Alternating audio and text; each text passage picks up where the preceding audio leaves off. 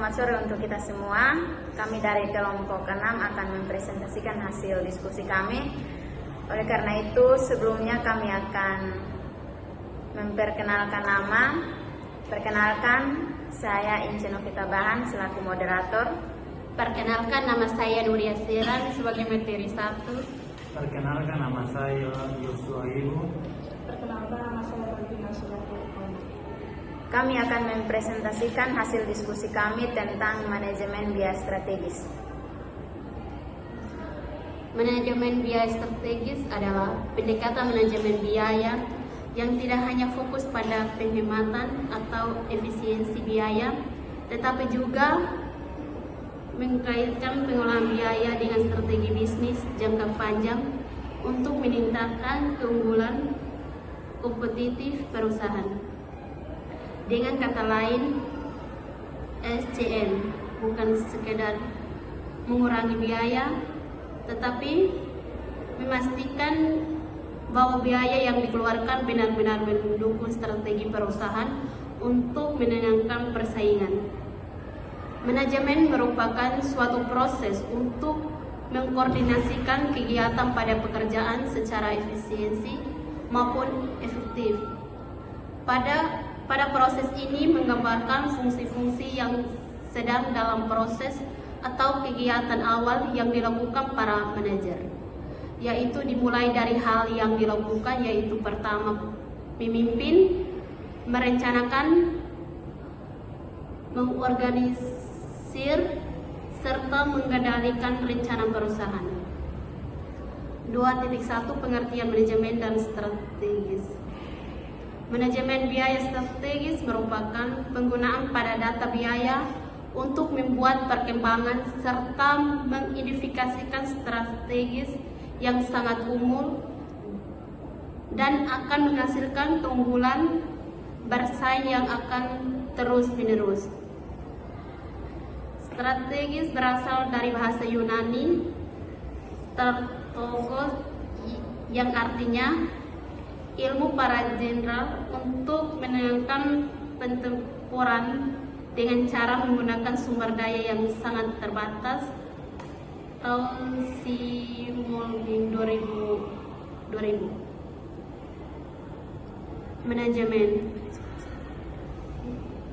Manajemen sendiri adalah proses mengatur, mengolah, dan mengkoordinasikan kegiatan untuk mencapai tujuan tertentu secara efektif dan efisiensi.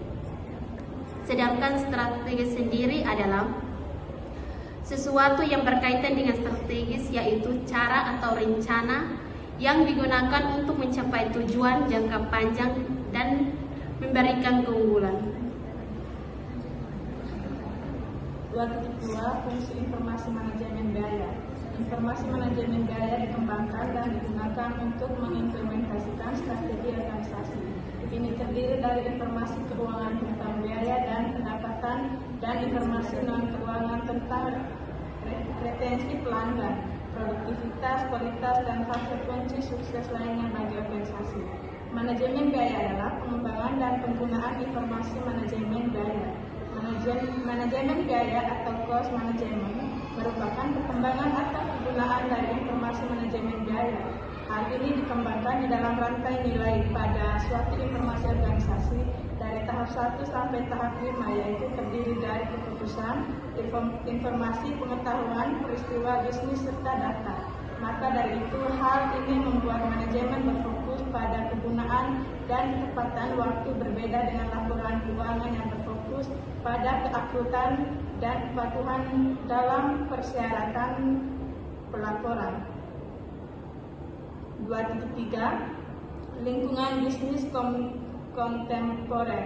Perkembangan utama yang mendorong perubahan ekstensif dalam lingkungan bisnis kontemporer adalah pertumbuhan pasar dan perdagangan internasional karena kebangkitan ekonomi di seluruh dunia dan penurunan hambatan perdagangan.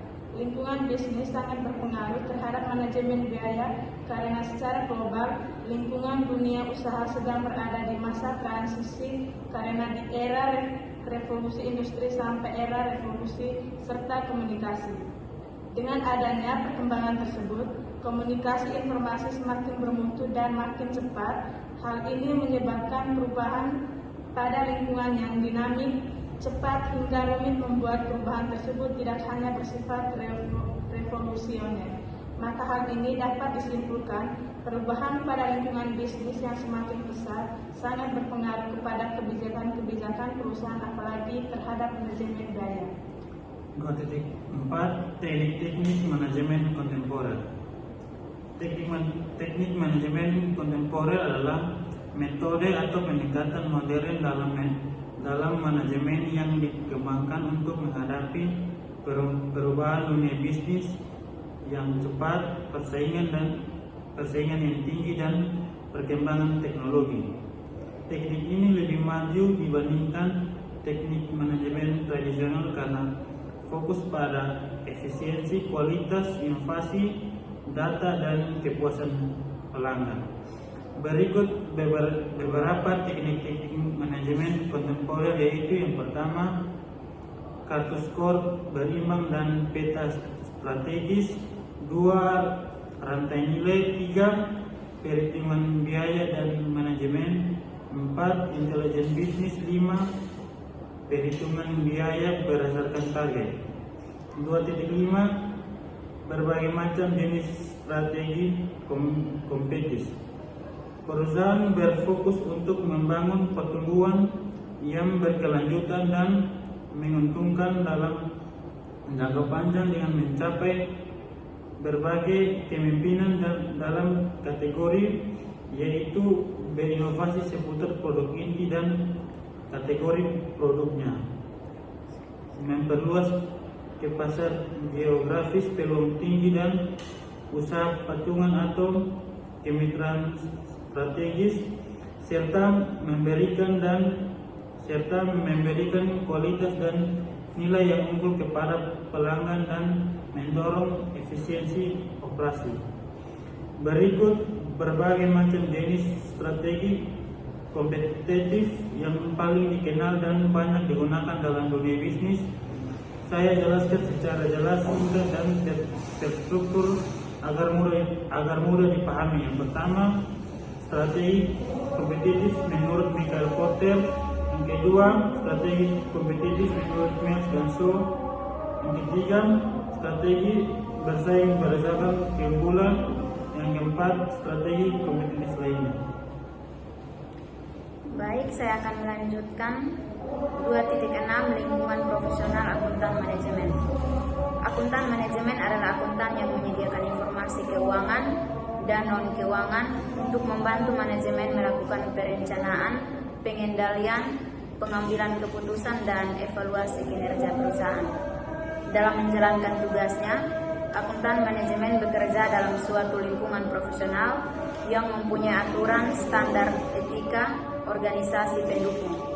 Lingkungan profesional akuntan manajemen terdiri dari yang pertama, organisasi profesional seperti IMA dan IAI. Yang kedua, kode etik yang mengatur perilaku akuntan manajemen. Yang ketiga, bidang pekerjaan yang beragam. Yang keempat, tugas-tugas penting dalam perencanaan, pengendalian, pelaporan, dan keputusan. Yang terakhir, tantangan dari teknologi dan tuntutan etika. 2.7 Prinsip-prinsip etika profesional. Dalam etika profesional memiliki berbagai prinsip-prinsip dasar yang dapat diketahui. Prinsip-prinsip ini pelaksanaan etika profesional diantaranya yaitu prinsip tanggung jawab, prinsip keadilan, prinsip otonomi, prinsip integritas. Yang terakhir 2.8 Pembahasan kasus. Pada PT Unilever Indonesia merupakan salah satu perusahaan fast moving consumer goods atau FMCG terkemuka di Indonesia. Sebagai perusahaan yang bertanggung jawab secara sosial, Unilever memiliki program sustainability atau berkelanjutan yang dilakukan berdasarkan prinsip Unilever USLP, terdiri dari 3 pilar, yaitu meningkatkan kesehatan dan kesejahteraan, mengurangi dampak lingkungan, dan meningkatkan mata pencaharian. Tujuan Unilever adalah untuk memenuhi kebutuhan sehari-hari setiap anggota masyarakat dimanapun maupun mereka berada, mengantisipasi aspirasi konsumen dan pelanggan serta menanggapi secara kreatif dan kompetitif dengan produk-produk bermerek dan layanan yang meningkatkan kualitas kehidupan. Keberhasilan jangka panjang Unilever menuntut komitmen yang menyeluruh terhadap standar kinerja dan produktivitas yang sangat tinggi, terhadap kerjasama yang efektif, dan kesediaan untuk menyerap gagasan baru serta keinginan untuk belajar secara terus-menerus. Kesimpulan dalam hasil diskusi kami yaitu dapat disimpulkan bahwa manajemen merupakan perusahaan yang sangat penting karena manajemen merupakan nyawa pada setiap perusahaan. Dapat dibuktikan dengan besarnya pengaruh strategis manajemen, karena semakin baik strategi manajemen maka pastinya semakin berkembangnya perusahaan. Dengan adanya manajemen biaya sangatlah berperan penting pada perusahaan karena berhubungan langsung dengan mempertahankan perusahaan dan menumbuhkan loyalitas pelanggan konsumen.